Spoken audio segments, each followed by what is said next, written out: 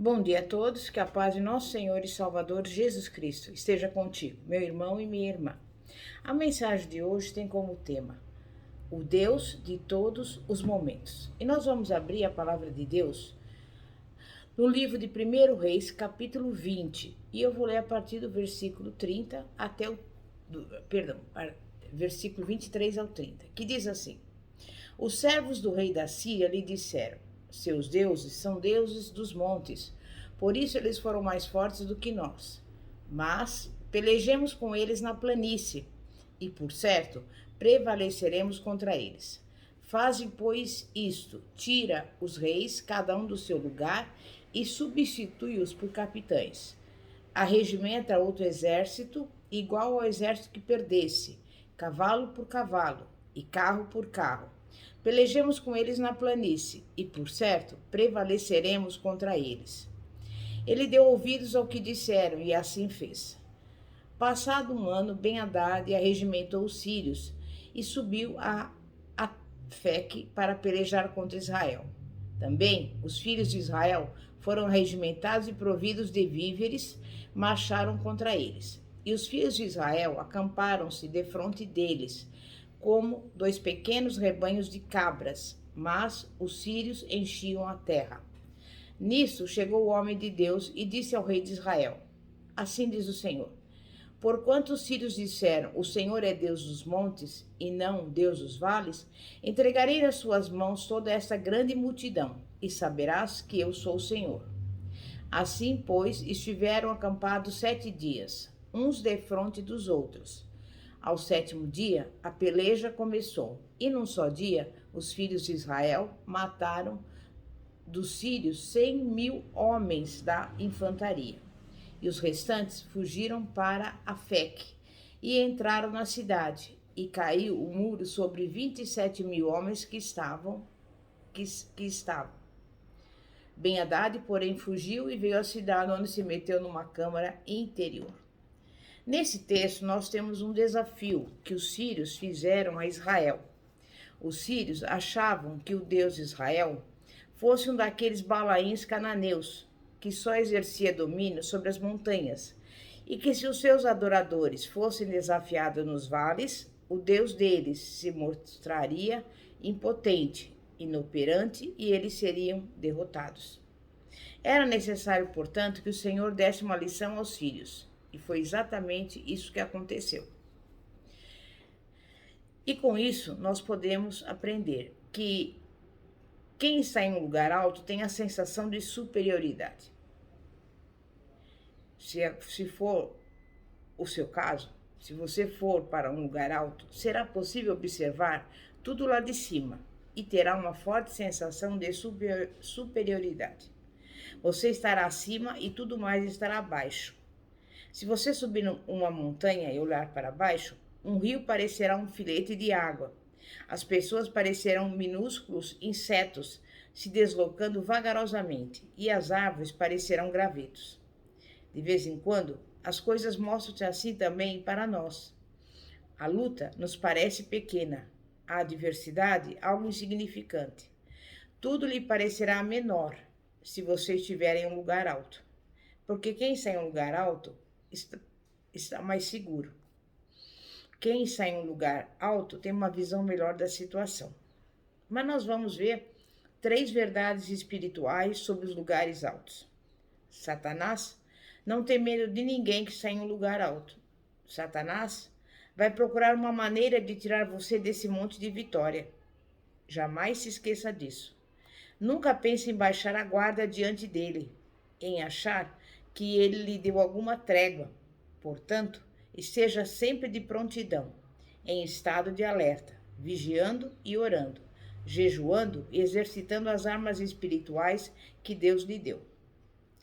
Você pode ser cheio do Espírito Santo, pode ser cheio do poder de Deus, mas não pense que isso vai intimidar o diabo. Paulo fala em Efésios 4:27, não deis lugar ao diabo. Nos capítulos 15 e 16 do livro de Juízes, encontramos a história de Sansão.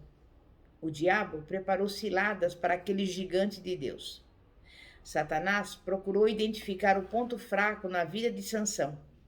e preparou uma mulher cuja missão era descobrir o segredo da força do campeão de Israel.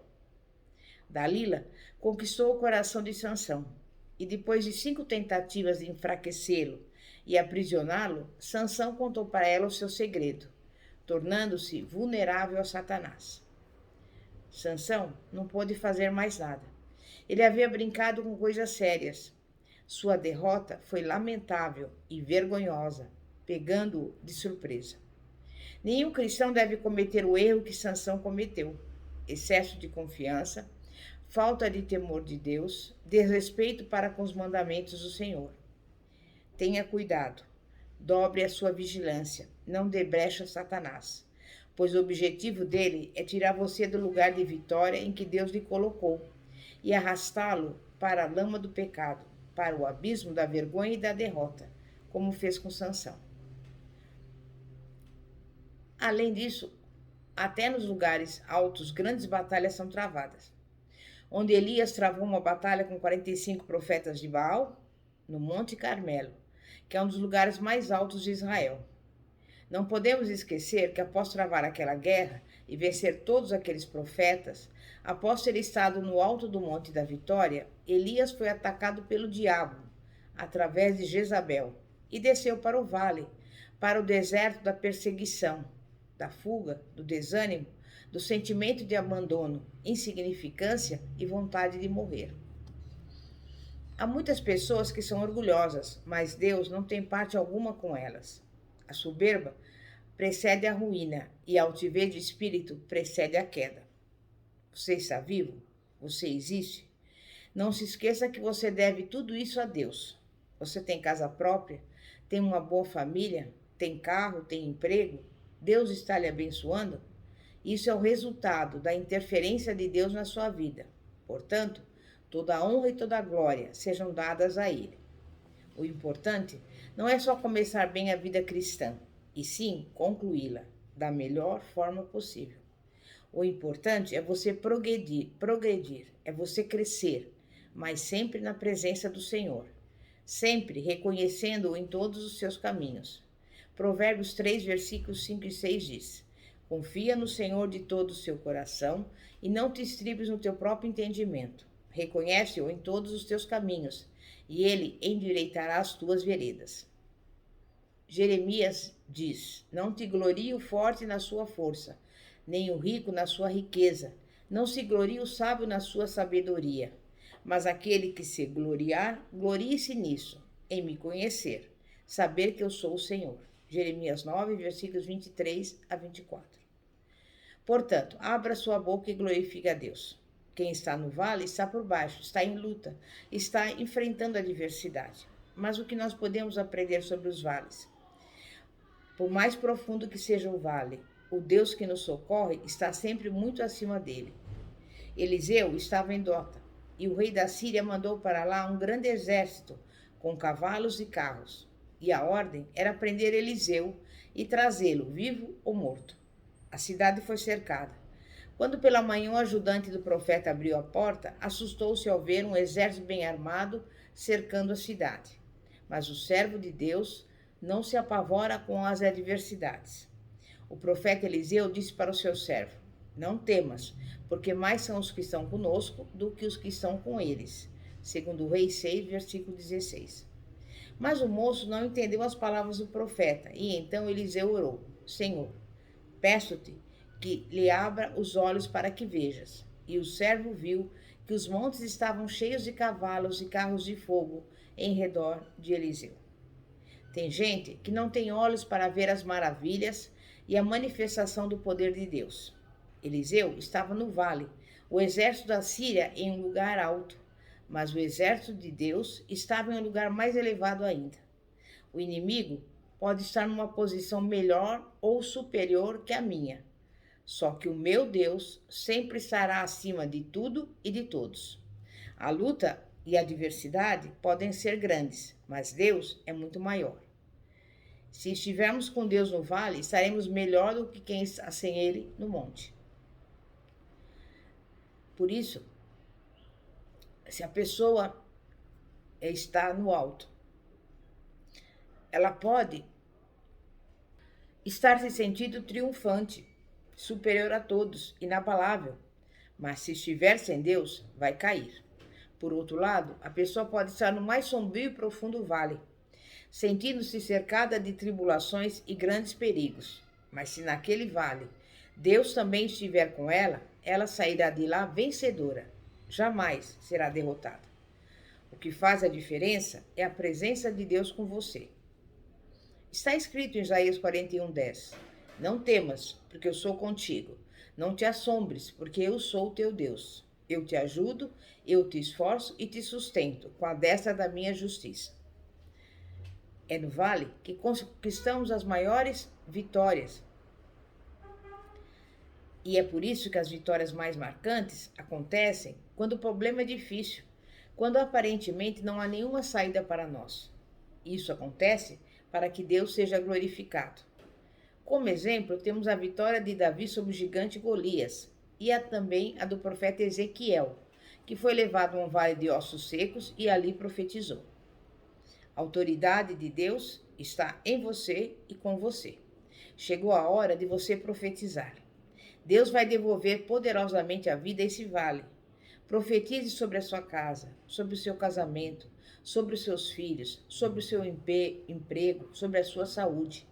Agora que você já profetizou, agradeça a Deus, louve-o, adore-o e neste momento, Deus, eu digo a você, está operando milagres em sua vida. O Deus que nos abençoa nos montes é quem nos socorre nos vales. A Bíblia conta em 2 Crônicas 20, versículos 15 a 37, que o rei Josafá estava em grande dificuldade. E sabe o que Josafá fez? Ficou parado, esperando a interferência do Senhor. A batalha não era dele. Tem hora na nossa vida que só um milagre de Deus para nos livrar das tribulações. E se você já tentou de tudo, Deus está dizendo a você: aquiete-se e veja o grande livramento que eu darei. O Senhor nos conduz ao vale para que a sua glória possa se manifestar em nossa vida. Não se esqueça de que você é servo de Deus e, deste modo, as suas lutas pertencem ao Senhor. Não faça uso dos seus próprios recursos ou do impulso da sua natureza carnal para resolver esses problemas. Fique quieto e louve. Use a arma que o rei Josafá usou. Quando estiver diante de qualquer um desses problemas, diga: louvai o Senhor, porque a sua benignidade dura para sempre. Ainda que eu andasse pelo vale da sombra da morte, não temeria mal algum, porque tu estás comigo, a tua vara e o teu cajado me consolam. E por isso eu digo a você: o nosso Deus não mudou, ele vai agir. E é nessa sua adversidade que ele vai ser glorificado. Espere em Deus, e grande será a sua vitória em nome de Jesus. Você crê nisso? É momento de oração. Santíssimo Deus e poderoso Pai, Pai do nosso Senhor e Salvador Jesus Cristo. Agradecemos por mais um dia de vida, de saúde, porque estamos aqui na Tua presença e podemos glorificar o Teu santo nome. Neste momento eu quero te pedir em favor de cada pessoa que nos acompanha. Se houver alguém doente, Pai, que o Senhor entre com a providência, com a cura, com a saúde na vida dessa pessoa. Também envia a essa pessoa a provisão, tudo que ela necessita. Envia, Pai, o mantimento, envia a roupa, tudo que essa pessoa precisa neste instante. Vai ao encontro desse lar e dessa família, repreende toda briga, toda contenda, toda divisão. Coloque nesse lar a união, a harmonia, a paz que excede todo entendimento e principalmente que o amor do Senhor seja derramado nesses corações. E neste momento também eu lhe peço, Pai, pelo nosso ministério, pela nossa família, por tudo aquilo que nos pertence, porque Tu és o Deus de todos os momentos. Tu és o Deus dos vales e dos montes. E nós estamos aqui, Pai, crendo e confiando a nossa vida, a nossa casa, tudo que nos pertence nas Tuas mãos. Sabendo, Pai, que no momento certo nós vamos receber a vitória, que grande será o livramento. E isso tudo para a honra e glória do vosso nome. Por isso te agradecemos, em nome de Jesus. Amém. E graças a Deus. Glória a Deus. Pastora Fátima, da Igreja Evangélica Apostólica Poder de Cristo. Que a paz de nosso Senhor e Salvador Jesus Cristo esteja contigo. E antes de encerrar esse vídeo, gostaria de convidar você a se inscrever no nosso canal do YouTube, que se chama Igreja Poder de Cristo, e cujo símbolo é uma semente, porque a semente representa a palavra de Deus. E agora, no mês de janeiro, estaremos atendendo você, lá em São José dos Campos, na Avenida Ouro Fino, 2212, em nome de Jesus. Amém e graças a Deus. Glória a Deus.